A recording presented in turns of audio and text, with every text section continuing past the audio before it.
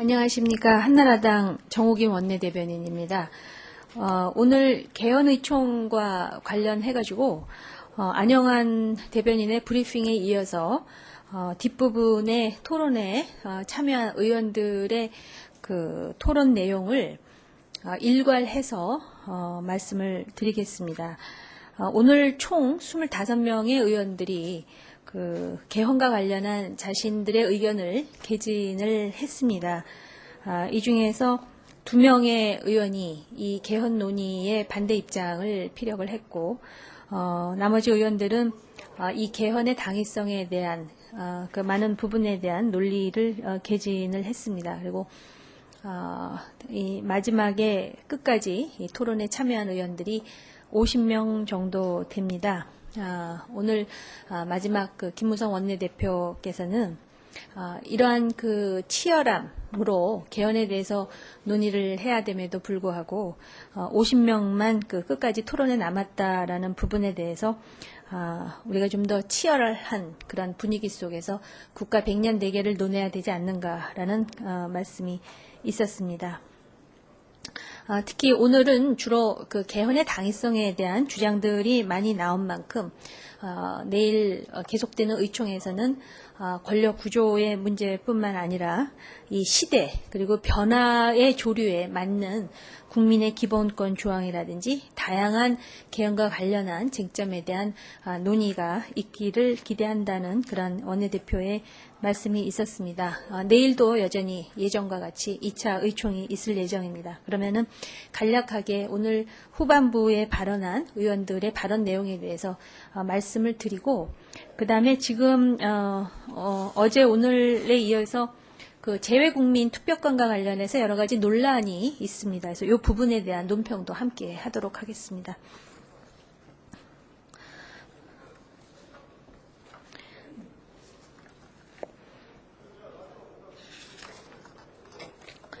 먼저 오늘 고승덕 의원에 이어서 이춘식 의원, 또 이은재 의원, 백성훈 의원, 권성동 의원, 조질래 의원, 차명진 의원, 김성태 의원, 그 다음에 강승교 의원, 권택기 의원, 김성동 의원, 진성호 의원, 그리고 조문환 의원, 이윤성 의원, 유정현 의원의 발언이 있었습니다.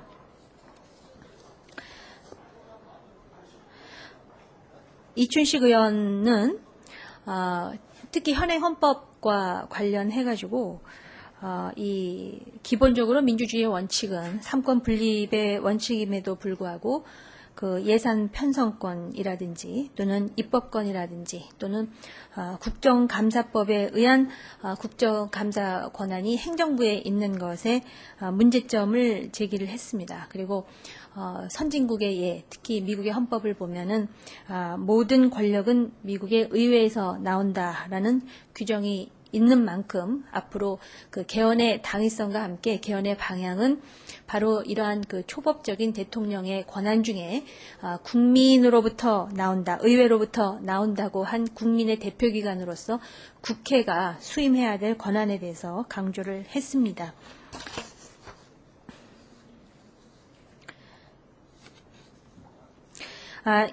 이은재 의원은 18대 국회 초부터 사실 초당적인 연구 모임으로서 미래 한국 헌법 연구회 또 헌법연구자문위원회가 활발한 활동을 했지만 이것은 임의기구였던 만큼 개헌과 관련해서 국회 내에 특위를 구성하고 또 당내에서도 개헌의 당위성에 대해서는 공감을 하는 만큼 그 시기와 방법, 내용에 대한 부분을 전담할 수 있는 태스크포스가 필요하다라는 주장과 제안을 합니다. 사실 이 태스크포스와 특위 주장을 한 의원들은 상당히 다수가 있었습니다. 다음 백성훈 의원은 이 개헌의 당위성과 관련해가지고 21세기 세계화 시대는 지방이 그 지역 발전의 핵심 동력이 되는 분권형 권력 발전을 요구하고 있음에도 불구하고 그런 시대적인 요구를 우리 헌법이 제대로 담아내지 못하고 있는 만큼 이 중앙과 지방 간의 수직적인 분점도 이번 그 개헌 논의에서 반드시 필요하다라는 부분을 강조를 했습니다. 권성동 의원의 발언 내용을 소개하겠습니다. 모든 세대는 자기들만의 헌법을 가질 권리가 있다. 그런데 헌법이라는 것도 법률과 마찬가지로 그 시대 정신과 가치를 반영하고 또 사회 구성원의 다양한 산물을 반영해야 하는 만큼 그런 부분에 대해서 현실과 헌법을 어떻게 조화할 것인지에 대한 본격적인 고민을 해야 된다라는 부분을 강조를 했습니다. 조질래 의원은 통치 구조를 중심으로 왜 개헌이 필요한지에 대한 주장을 했습니다. 실질적으로 5년 단임의 대통령 직선제를 빼고는 사실 많은 부분 지난 시절 즉 50의 헌법을 답습하고 있는 부분이 상당히 많고 1987년에 개헌에 있어서 사실 대통령 직선제에 초점을 맞춘 나머지 지금 수십 년이 흘렀지만은 그런 부분에 대한 반영이 상당 부분 부족하다. 그 부족한 이해를 조목조목 제시하면서 개헌의 당위성을 주장을 했습니다.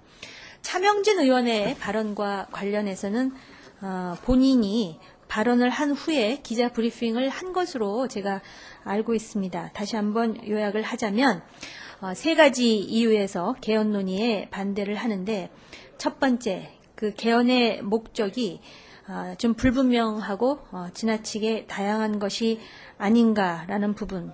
그 다음에 두 번째로 이 개헌과 관련돼 논의되고 있는 권력 구조에서 제왕적 대통령제를 없애야 된다라는 주장을 하는데 실질적으로 의원 내각제의 경우에 일본 같은 경우는 상당히 그 정치 후진국적인 그런 양태를 또 드러내기도 하고 있다라는 문제를 제기하면서 인구 5천만의 G2의 국가가 대한민국을 감싸고 있고 또 엄청난 통일의 과제가 있다면 제왕적 대통령제에 제왕적을 뺀 대통령제의 리더십이 필요한 것이 아니냐라는 것이 차명진 의원의 주장입니다. 그리고 마지막으로 이번 개헌의 진정성 문제를 제기하고 있습니다. 권력 구조에 손을 대려면 권력 구조의 정점에 있는 인사가 제안을 해야 된다. 다시 말씀을 드리자면은 대통령이 직접 말씀을 해야 된다. 즉 대통령께서 해보니까 안 된다. 그래서 고쳐야 되겠다라는 결단을 보여야 되는 것이 아니냐. 이것은 의원들이 해결할 문제는 아니라고 본다라는 주장을 했습니다. 같은 논리에서 김성태 의원도 차명진 의원의 개헌 반대에 동의를 하면서 현장 정치를 해보니까 민생의 요구와 열망이 매우 중요한데 지금 민생이 요구하는 것은 개헌이 아니라 실질적으로 이 민생과 관련된 그런 현안 문제이다. 그래서 이 개헌 논쟁과 관련해서 진정성과 타이밍에 문제가 있다라는 것이 김성태 의원의 주장입니다. 강승규 의원의 발언 내용을 요약을 하겠습니다.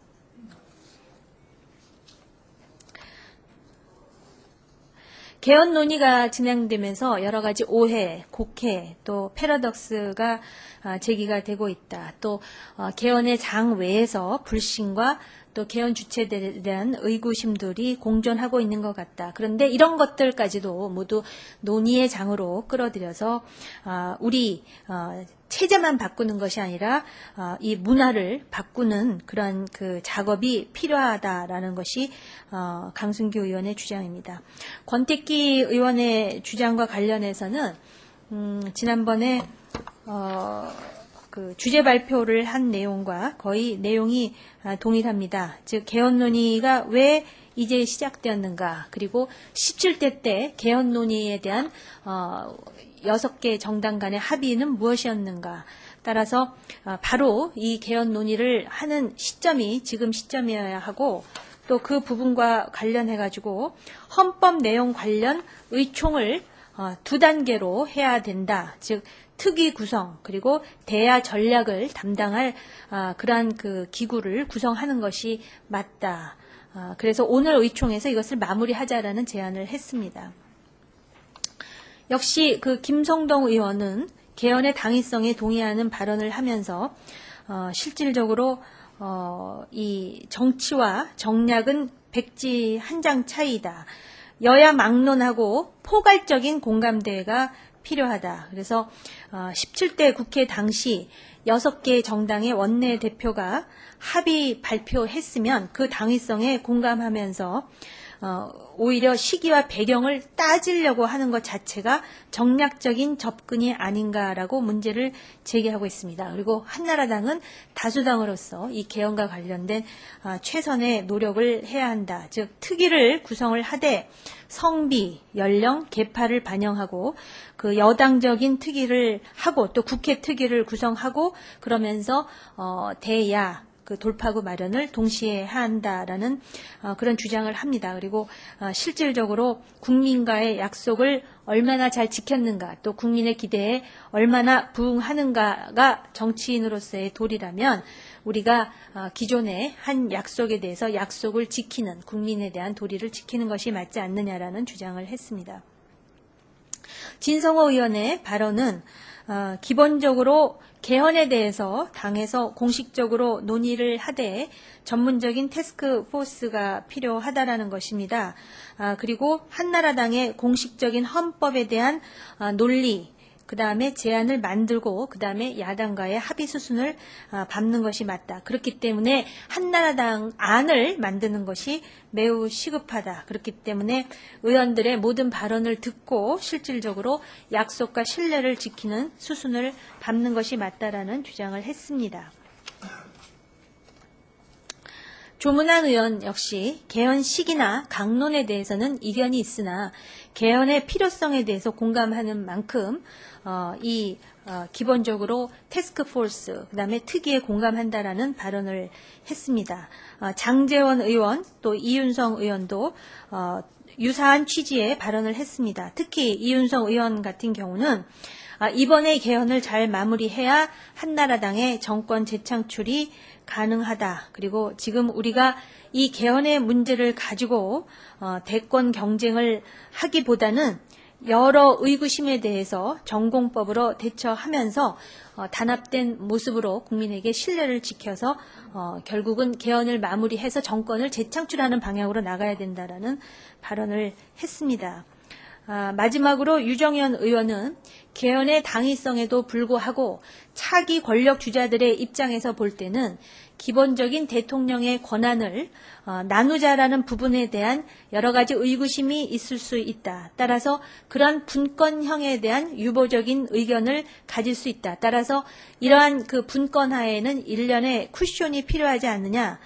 그러기 위해서는 역발상으로 오히려 차기 대통령의 임기를 연장하여서 2016년에 총선 그리고 2012년에 대선이 있지만 그 대선으로 뽑히는 대통령의 임기를 6년으로 연장을 하고 그 이후에 분권형으로 가는 것이 어떻겠냐라는 그런 색다른 제안을 한 바 있습니다. 그리고 마지막으로 김무성 원내대표의 발언에 대해서는 이미 모두에 소개해드린 그대로입니다. 그래서 내일 계획대로 2차 의총이 잡혀 있고 내일은 권력 구조의 문제는 오늘 충분히 논의가 됐습니다. 그래서 지금 헌법의 내용 속에 국민들의 관심과 직결될 수 있는 기본권 조항이라든지 또는 그 시대, 그 다음에 변화에 부응하는 그 개헌의 내용에 대한 다양한 의견 개진이 필요하지 않겠느냐라는 그러한 그 마무리 말씀이 있었습니다. 여기까지가 오늘 그 개헌 의총에서 있었던 의원들의 발언 내용이었습니다. 다음에는 그 재외